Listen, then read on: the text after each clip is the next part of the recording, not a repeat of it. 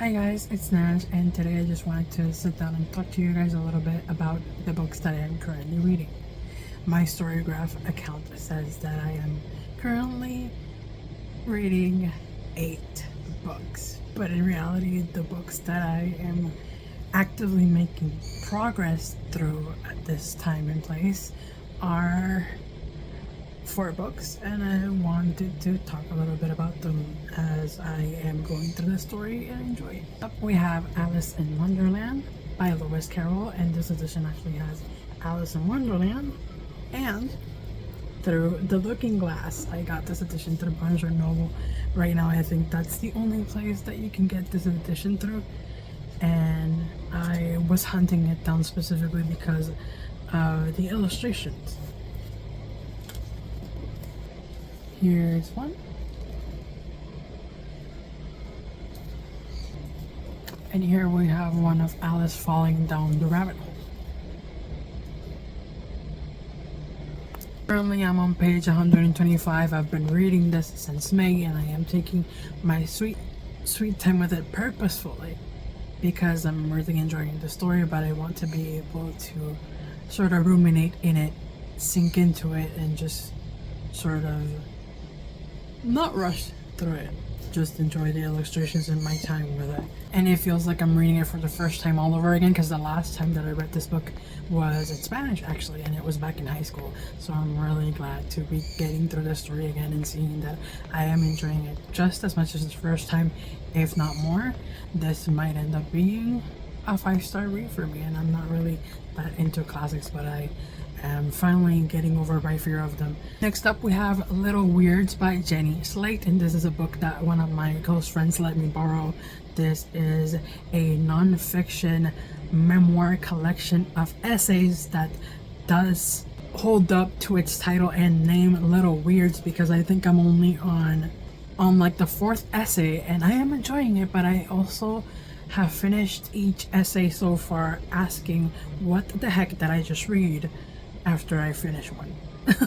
I don't think this is something that I would have picked up on my own, so I'm very glad that my friend put it on my radar and let me borrow it, and on top of that, that I am actually enjoying it. So far it feels like a very solid read that is at my alley. We'll see. The 4th book that I am getting through at the moment, that I am making immense progress, and I think I'm about like 30% of the way through, is actually Beast of Carnaval by Rosalia Rodrigo, and this is a Puerto Rican lush fantasy. It is adult, and it is being compared to the night circus, like a Puerto Rican night circus, or even Carabao by Stephanie Garber, which take that comparison with a grain of salt, because I haven't read either of them. They've never really been books that I've personally been interested in, but when I saw this, I knew I had to grab it as someone that's been looking more into Puerto Rican fantasy myself, and just wanting to stumble upon reads that celebrate our culture and the magic that is within it. And so far I'm really loving this. It does feel as lush as it gets described online, and I do want to put this book on more people's radar. I'm going through it on audiobook format right now through my Spotify subscription, but I cannot wait to get my hands on it in print. So far I'm very certain that it's going to be a 4-star read once I finish the audiobook, but I am pretty confident that once I get to read the book in print, it might be a 5-star. That's how much I'm enjoying it, and the way that the world is getting built, and how just sort of mystical and whimsical and mysterious it feels. It follows Sofia as she tries to find her brother because he goes missing after going to the Isla de Bestias to celebrate Carnaval, El Carnaval de las Bestias, which is held in a separate island, and it's just regarded as this very like rich and opulent sort of festival like celebration, but then 5 years pass by and he never comes back. So Sofia takes it upon herself with her best friend to go to this island, discover what the mystery of the island is, and if she can find her brother. Because the whole thing with the island is just this mysticism that surrounds it, and it's all very hush hush. Nobody really knows what happens there.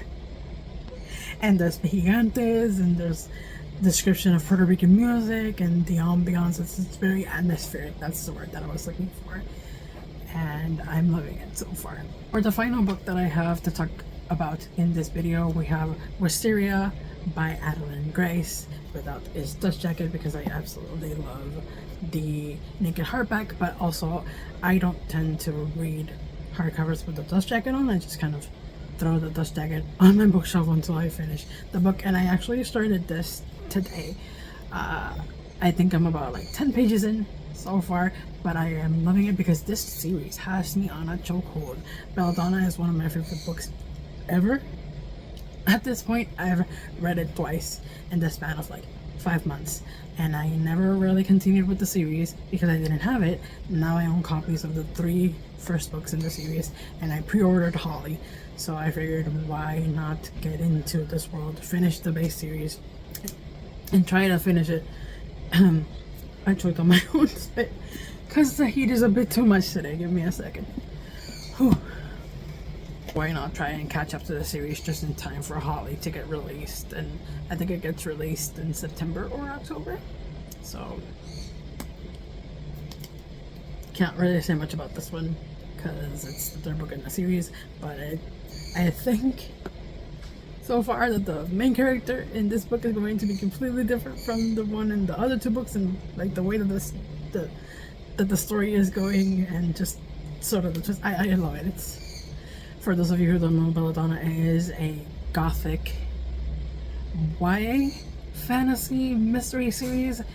It's classified as YA, but I would say it's upper YA, older YA. I would even classify it as adult. I picked it up because it was labeled as YA, but I would say it classifies more towards like the new adult range for me personally than YA itself, right? But age ranges and classifications can get a little murky sometimes. Right now what I'm doing is reading 1 or 2 essays from Little Weirds a day, and then trying to get into Wisteria because I am just kind of in the headspace to be in that gothic murder mystery world. And then I do plan to finish Wisteria first, just so that I can finish the story, because it has captured me in such a way, and it has my entire undivided attention. Basically, it's everything that I think about. So once I finish Wisteria, I plan to jump back into Alice in Wonderland and Beast of Carnaval by Rosalia Rodrigo. I do listen a little bit to every day while I'm doing chores, so that is why I've made pretty great progress for the fact that I've been reading it consistently for like 3 days now. I don't know, but it is definitely the case with that particular book, with Beast of Carnaval, that I feel like I would get more enjoyment out of it, even more so than what I already am, if I were able to read it in print rather than to listen to the audiobook. And the audiobook is really, really nice. The narration style is very distinct. I don't get lost on who is talking on the characters, but I think I would be able to immerse myself in the world even more so when I'm able to reread it in print. What about you? What are you reading? Let me know down in the comments, and I will talk to you all relatively soon. Goodbye.